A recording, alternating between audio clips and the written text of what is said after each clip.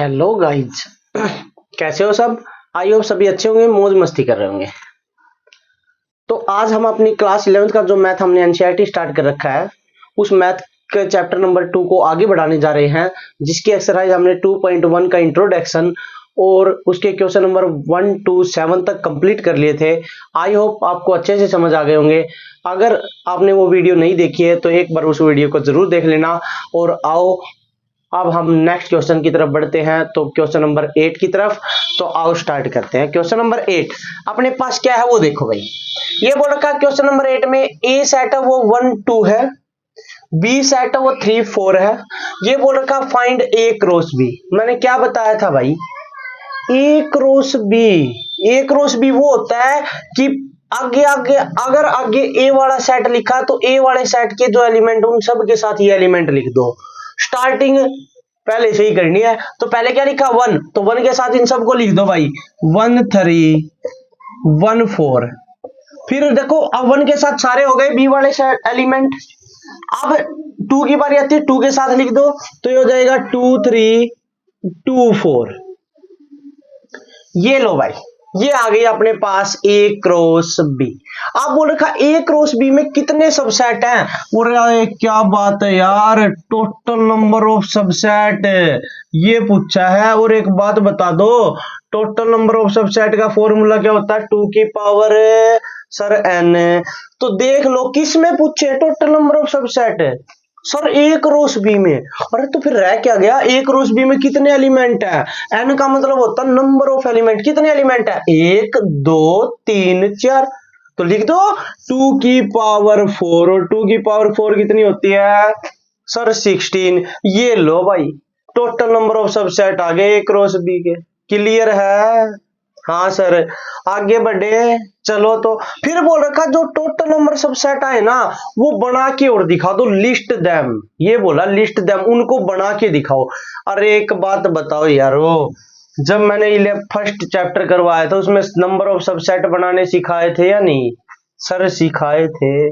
सिखाए थे तो बना दो। सबसेट किस तरह बनाते हैं भाई? सर आपने बताया था सबसे पहले स्टार्टिंग फाइव से करनी है, तो ये लिख दिया भाई फाइव। उसके बाद क्या बताया था सर? उसके बाद बताया था आपने एक एक एलिमेंट को लिखना सिंगल सिंगल को। तो पहले क्या है अपने पास 1 3, ये लो भाई 1 3 लिख दिया। फिर उसके बाद दूसरा क्या है सर? 1 4, ये लो भाई 1 4 भी लिख दिया। तीसरा एलिमेंट क्या है सर? 2 3, ये लो भाई तीसरा भी लिख दिया। उसके बाद फोर्थ एलिमेंट है 2 4, ये लो भाई 2 4 भी लिख दिया। सिंगल सिंगल सारे एलिमेंट लिखे गए या नहीं लिखे गए? लिखे गए ना? हाँ सर।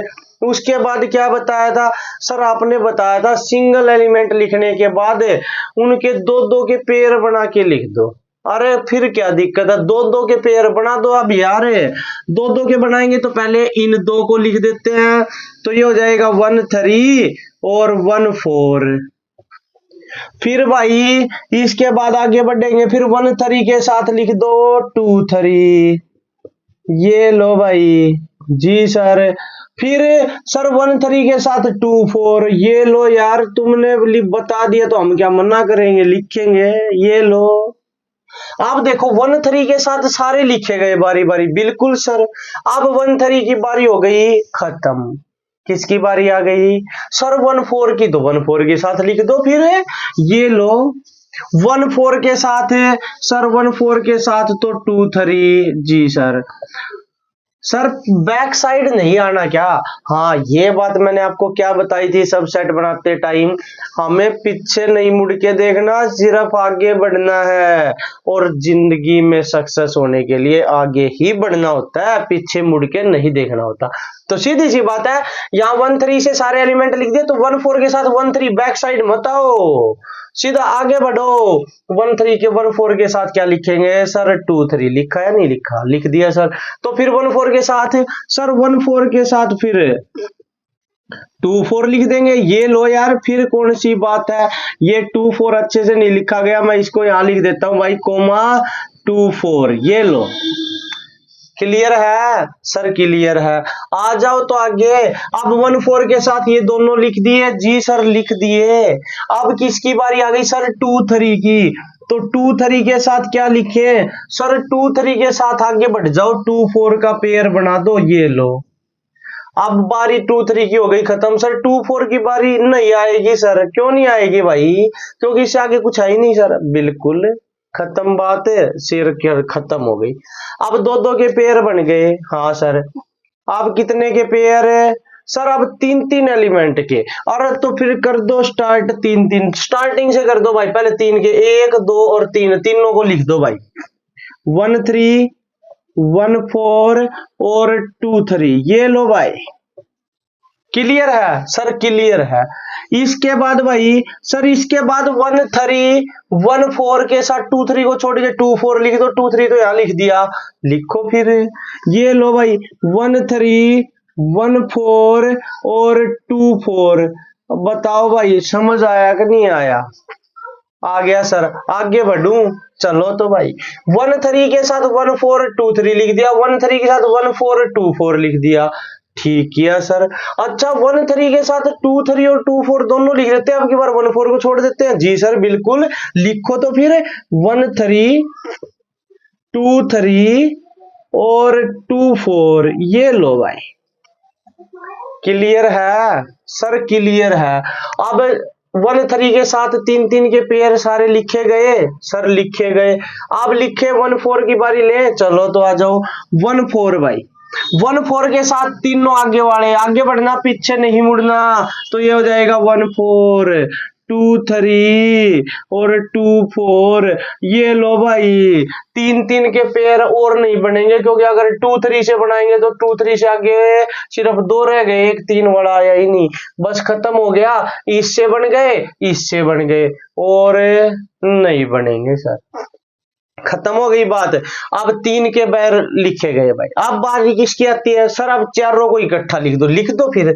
ये लो भाई 1 3 1 4 2 3 और 2 4, ये लो भाई चारों को इकट्ठा। सर कितने बनने चाहिए था सर? 16 बताया ना भैया, 16 बनने चाहिए। हाँ जी सर। गिन के देखो यार 16 बने या नहीं बने। देखो 1 2 3 4 5 6 7 8 9 10 11 12 13 14 15 16।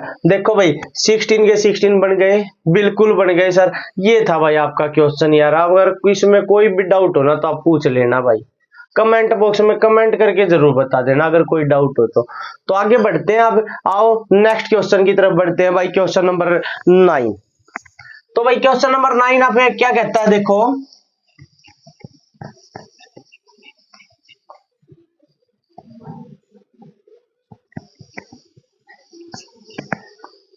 ये लो भाई क्वेश्चन नंबर 9। और क्वेश्चन नंबर 9 हमें कहता है, ये बोल रखा है let A and B two set, दो सेट है भाई, ए और बी।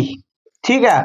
और बोल रखा है एन ऑफ ए सेट में 3 एलिमेंट है, एन ऑफ बी सेट में अपने पास इसने एलिमेंट बता दिए भाई कितने। एक बार देखो एन ऑफ बी सेट में 2 एलिमेंट है। एन का मतलब है भाई number of element. B set में कितने एलिमेंट? 2 बता दिए। ए सेट में कितने एलिमेंट? 3 बता दिए भाई। और बोल रखा है कि ए क्रॉस बी है ना, ये गिवन है भाई। ए क्रॉस बी ये क्या है? x1, ये गिवन है भाई x1, ठीक है, y2, ठीक है, और z1 ये है, ठीक है। ये बोल रखा है कि फाइंड ए एंड बी। और ए और बी इससे आसान क्वेश्चन आपको कहीं नहीं मिलेगा भाई। ए और बी सेट निकालने, पहले ए वाला देखो क्या बताया था भाई। ए क्रॉस बी तब आती है अपने पास जब हम ए और बी के सेट के एलिमेंट की मल्टीप्लाई करवाते हैं, मतलब साथ साथ लिखते हैं। ए वाले के साथ में पहले बी वाले लिख देंगे, जितने भी एलिमेंट है वो सारे, तभी आते हैं ना ए क्रॉस बी। हाँ सर। तो इसका मतलब क्या हुआ? ए सेट के जो एलिमेंट है वो आगे लिखे हुए मिलेंगे। बिल्कुल सर। तो क्या क्या लिखा आगे देख लो, एक्स वाई और जेड लिखा है सर। और बी सेट अगर बी बाद में लिखा है तो बी सेट के एलिमेंट बाद में लिखे होंगे भाई। देख लो क्या है 1 2 और 1, तो ये 1 और ये 2। आप बोलोगे सर 1 नहीं लिखा, अरे ये तो बात बताई थी, सेट की नोटेशन ये कहते हैं कोई एलिमेंट रिपीट नहीं करना, और रिपीट नहीं करना तो 1 2 और दो बार 1 लिखने की जरूरत नहीं है। ये लो भाई, ये था आपका क्वेश्चन नंबर 9। क्लियर है, ए और बी दोनों सेट आ गए भाई। आ जाओ भाई लास्ट क्वेश्चन इस एक्सरसाइज का, क्वेश्चन नंबर 10 की बात करते हैं भाई। ये बोल रखा है the Cartesian product of A cross A has 9 element. Number of element A cross ए में बोल रखा 9 है भाई। ये बोल रखा है उनमें से कुछ एलिमेंट गिवन है। क्या क्या गिवन है? -1 0, एक तो ये गिवन है, ठीक है, और एक 0 1 ये गिवन है, ठीक है। ये बोल रखा फाइंड द सेट ए, एक तो ए सेट निकालना है, ठीक है, और एक बोल रखा जो एलिमेंट बच गए ना वो बताने हैं, क्योंकि 9 एलिमेंट है, उनमें से 2 ही एलिमेंट गिवन है भाई अपने पास, तो बच गए अपने पास 7, वो 7 निकालने भाई। अब 7 निकालने के लिए पहले ए सेट निकाल लो भाई, ठीक है सर, ए सेट निकालो भाई। देखो मल्टीपल क्रॉस प्रोडक्ट किस प्रकार अपने पास cartesian product A cross A, मतलब दोनों ए सेट की ए के साथ ही क्रॉस प्रोडक्ट है।